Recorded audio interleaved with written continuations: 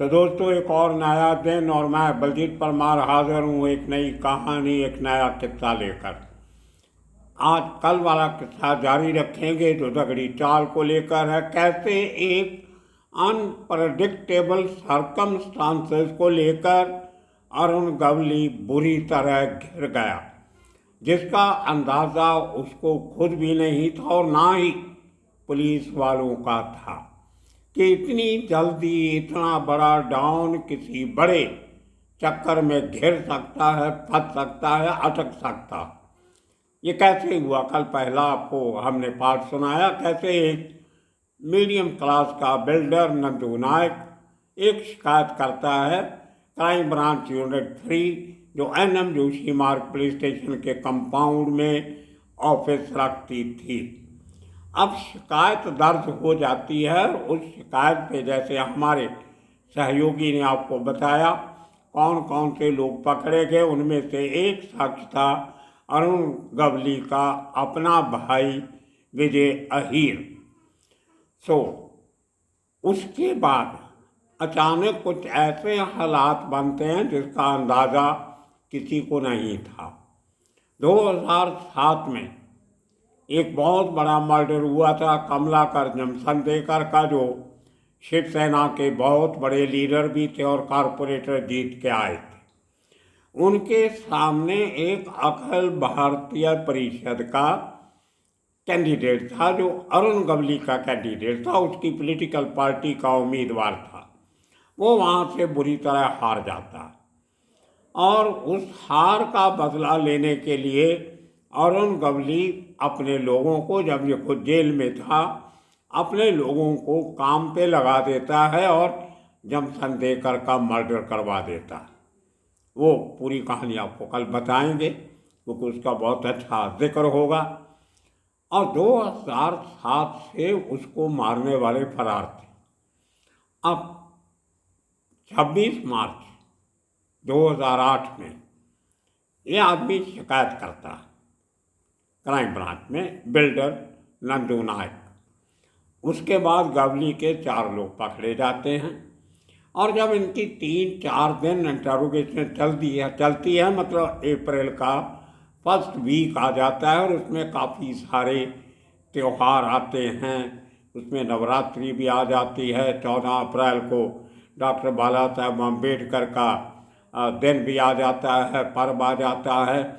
बीच में बैसाखी आ जाती है, कुछ और गुड्डी पड़वा आ जाता है, नया दिन। तो ये बहुत सारे त्योहारों का दिन होता है और पुलिस वाले बहुत बिजी रहते हैं इन दिनों में। पूरी police force out on the streets होती है ताकि किसी किस्म की कोई गड़बड़ी नहीं हो। तो बहुत ज़्यादा वर्क प्रेशर होता है इस महीने में मुंबई के पुलिस के ऊपर। और उसी दौरान इन लोगों की इंटरोगेशन चलती है, लेकिन ये लोग कोई भी अपने इस केस के अलावा कुछ और बात नहीं बताते। जा शायद पुलिस अभी इनको अच्छी तरह से इंटरोगेट कर भी नहीं सकी क्योंकि वो त्योहारों में बिजी थे। 7-8 अप्रैल को एक CIU का इंस्पेक्टर यूनिट 3 को इन्फॉर्म करता है। CIU क्राइम इंटेलिजेंस यूनिट है एक मुंबई पुलिस की, उनके क्राइम ब्रांच की यूनिट है। उनको खबर आई कि कुछ लोग कालबा देवी में एक ज्वेलरी शॉप, सुनहरे की दुकान को लूटने की प्लानिंग कर रहे हैं।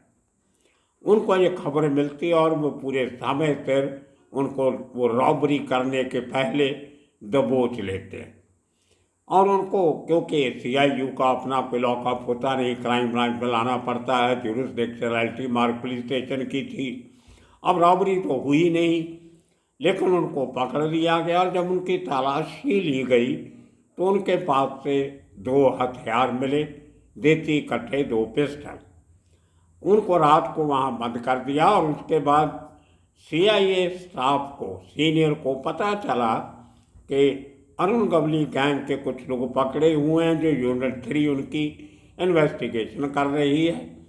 और जब इन 5 लोग जो पकड़े थे रॉबरी के चक्कर में कालबा देवी से, उनकी जब इंटरोगेशन की गई तो पता चला कि वो भी अरुण गवली गैंग के लिए काम करते।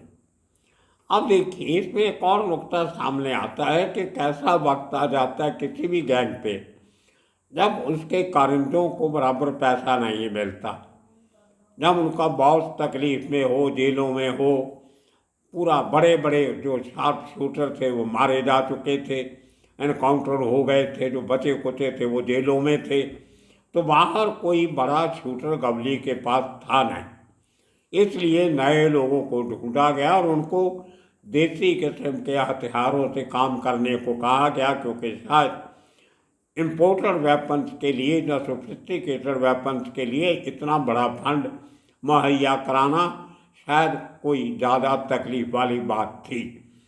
इसीलिए शायद अरुण गवली के पास, क्योंकि वो आदमी नहीं थे, कारिंदे नहीं थे, इसलिए अपने भाई को ही इस काम पे लगाना पड़ा कि अब फरौतियाँ मेरे भाई तुम मांगो, तुम फ़ोन करो।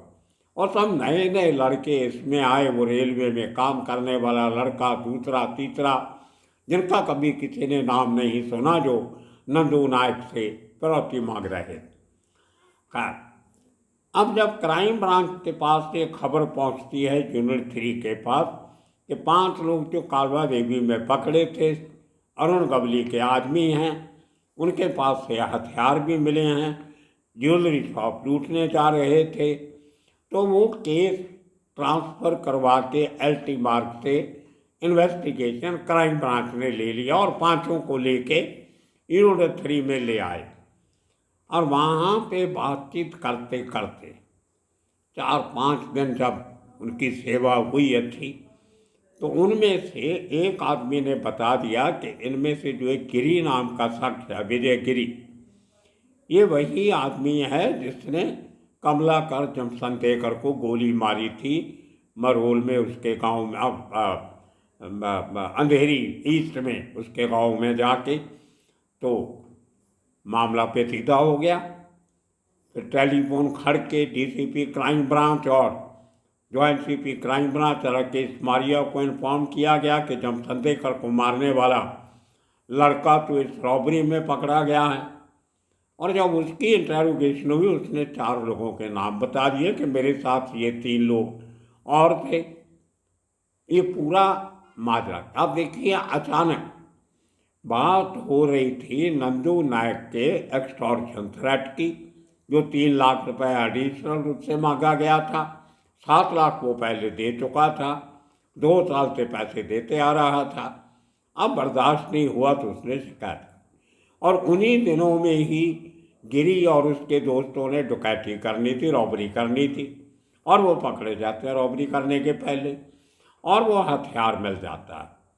जब क्राइम ब्रांच का एक हवलदार, उसका नाम हमारे सहयोगी आपको बताएंगे, वो जब उस वेपन को देखता है तो उसको याद आता है कि जब जमसंतेकर का मर्डर हुआ था वहाँ पे एक लकड़ी का मुठ मिला था, पार्ट मिला था, जो रिवॉल्वर पकड़ना जो उसका ग्रिप होती है, उसका एक साइड की लकड़ी वहाँ से मिली थी।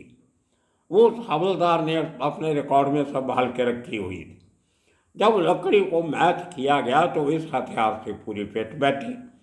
तो जो गिरी ने कबूल किया था वो बात सही निकली, और उसके बाद इस बात को क्राइम ब्रांच ने दबा लिया गया।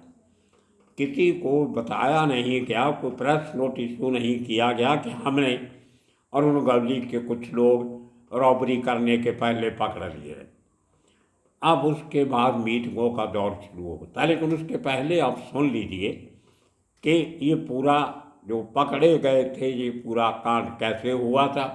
हमारे सहयोगी की छोटी सी ऑडियो है 2-2.5 मिनट की, वो आप एक बार सुन लीजिए। 26 अप्रैल 2008 को सीआईयू के पास एक इन्फॉर्मेशन आती है कि 5 लोगों का एक ग्रुप कालबा देवी में एक ज्वेलरी शॉप लूटने के लिए आने वाला है, और उस ज्वेलरी शॉप का नाम है प्रकाश गोल्ड पैलेस। ये जानकारी मिलने के बाद इंस्पेक्टर शशांक सांडभोर एपीआई अजय जोशी के साथ मिलकर कालबा देवी में एक ट्रैप लगाते हैं, और जिसमें ये 5 आरोपी घटना को अंजाम देने से पहले ही पकड़े जाते। इन पकड़े गए 5 आरोपियों में से एक आरोपी का नाम था विजय कुमार गिरी, और इस विजय कुमार गिरी के पास पुलिस वालों को एक देसी कट्टा मिलता है। देसी कट्टे का जो ग्रिप होता है उसमें दोनों तरफ लकड़ी के ग्रिप पैनल्स लगे होते हैं, लेकिन जो कट्टा पुलिस ने विजय कुमार गिरी से रिकवर किया था उसमें सिर्फ एक ही साइड पे लकड़ी का ग्रिप पैनल लगा हुआ था और दूसरे साइड का ग्रिप पैनल गायब था। आगे इस घटना का इन्वेस्टिगेशन एलटी मार्ग पुलिस स्टेशन को सौंपा गया और पूछताछ में ये पता चला कि ये पकड़े गए पांचों आरोपी अरुण गवली गैंग के मेंबर्स है।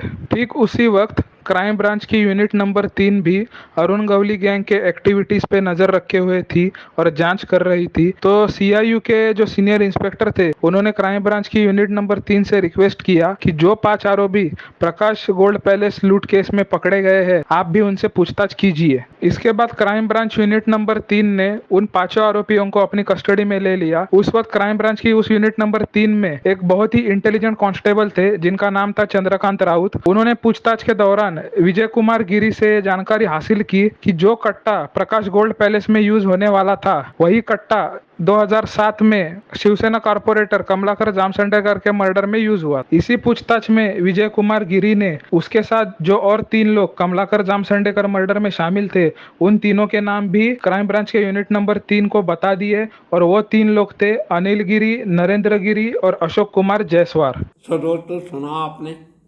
अब इस पे चर्चा करने के पहले मैं आपके साथ एक सूचना साझी करना चाहता हूँ। आपने सबने नोट किया होगा पिछले एक साल सवा साल में मेरे दांत काफ़ी ट्रबल दे रहे थे, एक एक करके निकालने पड़ रहे। कुछ लोगों ने ये भी कमेंट किए कि मैं कोई तंबाकू वकू खाता हूँ इसलिए दांत काले हो गए, ये वो कमेंट आए, मैंने कोई जवाब नहीं दिया। वो जो खाली जगह मुंह में आप देखते हो जब मैं बोलता हूँ वो काली नज़र आती है क्योंकि कैमरा के सामने, लाइट के सामने मुंह में रोशनी नहीं जाती तो खाली पोर्शन ब्लैक नज़र आता है। तो आप लोगों से बहुत से लोगों ने समझ लिया कि मेरे दांत वो काले हो गए हैं या कुछ सड़ गए हैं, कुछ हो गया है। वो मैंने कोई जवाब नहीं दिया, खाली हैं। नीचे के सिर्फ 5 दांत बचे हैं, बाकी जा रहा है, और आगे के 2 दांत बचे हैं। आने वाले 10-12 दिन में वो भी निकालने पड़ेंगे और उसके बाद मुझे पूरा डेंचर जो है वो करवाना पड़ेगा नीचे के दांतों को। ऊपर वाले भगवान की कृपा से सब ठीक है। तो उसके लिए मुझे तकरीबन 1 महीना ट्रीटमेंट लेनी पड़ेगी। जब एक दांत निकाला जाता है तो मुंह थोड़ा सा उतना पोर्शन सोजिश आ जाती है, तकलीफ भी होती है, और ख़ास तौर पे लाइट भी जब लगती है उस जगह पे तो चुभन सी महसूस होती है। बड़ा सेंसिटिव पार्ट होता है दांतों का जो मांस होता है। तो मुझे शायद 1 महीना छुट्टी लेनी पड़ेगी। मैं आपकी सलाह इस बात पे लेना चाहता हूँ कि 1 महीना चैनल बंद करना वाजिब नहीं होगा। तो मैं जब कोई ऐसी प्रॉब्लम होगी कि दांतों का एरिया बराबर नहीं होगा, कुछ रुई वगैरह रखी होती है, कुछ इंजेक्शन लगाते हैं, सोजिश होती है, स्वेलिंग होती है, उन दिनों में मैं सिर्फ आपको ऑडियो रिकॉर्डिंग करके सुना दिया करूँगा। और जब मुझे लगेगा मैं फिज़िकली फिट हूँ तो तभी वीडियो बना दिया करेंगे, नहीं तो 3-4 हफ्ते आपको ऑडियो सुनना पड़ेगा। उसमें हम विजुअल डालने शुरू कर देंगे। मैं मुंबई से मंगवा लिया करूँगा, आवाज़ मेरी चलती रहेगी और विजुअल जो हैं वो मुंबई के उन इलाकों के चलते रहेंगे जिस इलाके की जिस संदर्भ में मैं वो ऑडियो वीडियो बना रहा हूँगा। तो आपकी सलाह मैं आज ये लेना चाहता हूँ, कमेंट बॉक्स में ज़रूर लिखना कि 1 महीना के लिए ये ब्रेक ले ले, कोई वीडियो बनाए ही नहीं, या सिर्फ इसको ऑडियो रखें। जब कभी इमरजेंसी हो अपना विचार, अपने ख्यालात, अपना कमेंट ज़रूर देना ताकि मैं अपना मन बना सकूं। कल मेरी फाइनल अपॉइंटमेंट है डेंटिस्ट के पास। बाकी के जो 2 दांत आगे के बचे हैं वो भी निकालने हैं, और उसके बाद जो 2-3 जो दाढ़ होती है वो और कुछ दिनों के बाद एक एक करके निकालनी पड़ेगी, और उसके बाद फिर नए दांत लगाने का प्रोसीजर चालू होगा। वो काफ़ी पेनफुल प्रोसीजर होता है। अब देखते हैं, जो होगा देखा जाएगा। तो ये अपने व्यू जरूर देना। खैर, वापस चलते हैं। कैसे जब ये खबर राकेश मारिया तक पहुंचती है कि वो लोग जिन्होंने जमसंतेकर का मर्डर किया था वो पकड़े गए। तो अब प्लानिंग शुरू होती है कि अरुण गवली को कैसे पकड़ा जाए। उस समय तक अरुण गवली एमएलए बन गया था। एक एमएलए को अरेस्ट करना थोड़ा शोर शराबा भी होता है और ख़ास तौर पे त्यौहार के दिनों में काफ़ी गड़बड़ हो जाती है। तो जो फैसला किया गया कि कुछ दिन ख़ास तौर पर अम्बेडकर जयंती और गुड्डी पड़वा जैसे त्यौहार तक शांति रखनी चाहिए, उसके बाद प्लानिंग करके अच्छी तरह दगड़ी चाल पे रेड करनी चाहिए और अरुण गवली को पकड़ना चाहिए, क्योंकि दगड़ी चाल अपने आप में एक फोर्ट्रेस है, एक छोटा सा किला है। ये नहीं कि उसके पहले कहीं दगड़ी चाल में कभी रेड नहीं हुई। उसके 20 साल पहले 1988 में भी हुई थी, जो मैं आपको किस्सा सुना चुका हूँ। मैं उस रेड में साथ था। इंस्पेक्टर वाली शेट्टी और एसओएस की टीम, स्पेशल ऑपरेशन स्क्वाड की वो तस्वीर भी मेरे साथ पड़ी है, जो एक कार्बाइन गन वहाँ से मिली थी गवली से। वो समय के पुलिस कमिश्नर सुधाकर भावे जी को भेंट करते ही और मैं साथ में खड़ा हूँ। अकेला रिपोर्टर उस ऑपरेशन में मैं गया था, पूरी डिटेल्ड रिपोर्ट लिखी थी, पूरा दगड़ी चाल देखा था। और वही जो भजना की गोली जिसका जिक्र कल किया था वो भी देखी थी, और साथ में जो एक बड़े लंबे कमरे में एक फायरिंग रेंज बनाया हुआ था वो भी देखा था, और सीक्रेट कैविटीज भी देखी थी जिनमें अरुण गवली छिपा करता था। वो सब इस रेड के 20 साल पहले भी हमले देख लिया था। तो इस बात का क्राइम ब्रांच क्रेडिट तो ले सकती है कि उन्होंने अरुण गवली को पकड़ा, लेकिन उसके पहले 3-4 बार दगड़ी चाल पे रेड हो चुकी थी और अरुण गवली और उसके साथी अरेस्ट भी हो चुके थे, हथियार भी मिल चुके थे। खैर, लेकिन इस बार ये ऑपरेशन बड़ी खूबसूरती से प्लान करना इसलिए ज़रूरी था कि कहीं हमेशा की तरह जो दगड़ी चाल की औरतें हैं वो पुलिस पार्टी को घेर नहीं लें। वो जो इनिशियली 5, 10, 15, 12 मिनट जो पुलिस पार्टी को रोक लिया जाता है, उतना समय अरुण गवली के लिए काफ़ी होता है कि वो अपने घर से निकल के इधर उधर कहीं छुप जाए और फिर उसको वो 300 साढ़े 300 घरों की चाल में ढूंढना मुश्किल ही नहीं, नामुमकिन हो जाता है। बाहर निकलने के 4 रास्ते भी हैं। तो ये पूरी प्लानिंग इसलिए करनी जरूरी थी कि अरुण गवली के घर के आसपास 3 लेयर की सिक्योरिटी रहती थी। कुछ लोग बाईखला स्टेशन से लेके जैकब सर्कल तक और दूसरी तरफ नायर हॉस्पिटल तक निगाह रखते थे कि पुलिस की कहीं कोई मूवमेंट तो नहीं है। वो 12, 13, 14, 15 साल के बच्चे लगाए जाते थे। अगर कहीं उनको पुलिस की मूवमेंट नज़र आती थी तो इमीडिएटली दगड़ी चाल को इन्फॉर्म करते थे। सेकंड लेयर ऑफ सिक्योरिटी होती थी दगड़ी चाल के आसपास दीवारों के आस, जो आगे दुकानें थी, मेन गेट था, 1-2 और भी 4 रास्ते थे, और वो जितनी दुकानें हैं वो उनके आगे जो गेट तो है ही है शटर, और उसके पीछे एक छोटा दरवाज़ा दगड़ी चाल के अंदर खुलता।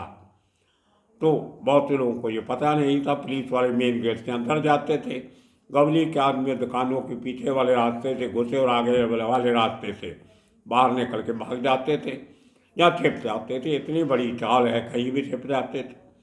खैर, तो ये ऑपरेशन इस तरीके से प्लान करना जरूरी था कि अटैक उस दिन किया जाए जिस दिन अरुण गवली अपने घर पे मौजूद हो।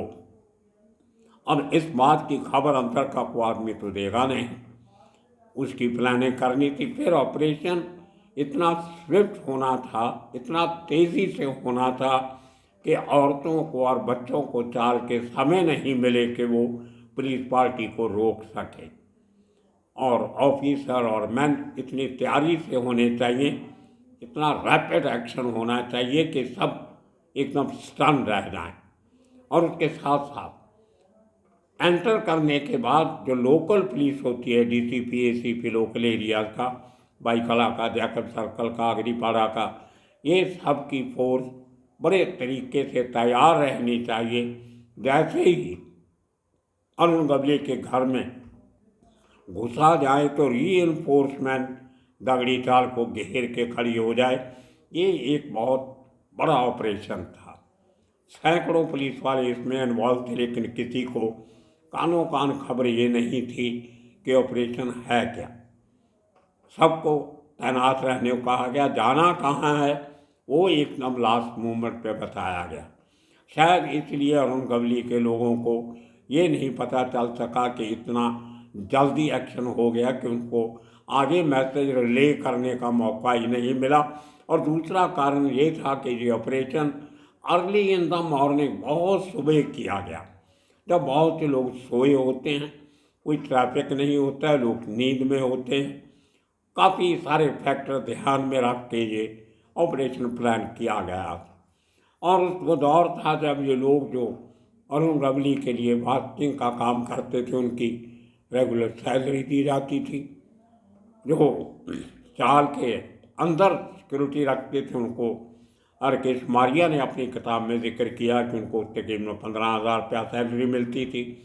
जो दगड़ी चाल के आसपास निगाह रखते थे उनको 10,000 रुपया, और जो बाहर जो स्टेशन और दूसरी जगह पे निगाह रखते थे वो उनको 5,000 रुपया महीना दिया जाता था। तो दर्जनों लोग इस काम पे लगे हुए थे जिनको हर महीने इतना पैसा दिया जाता।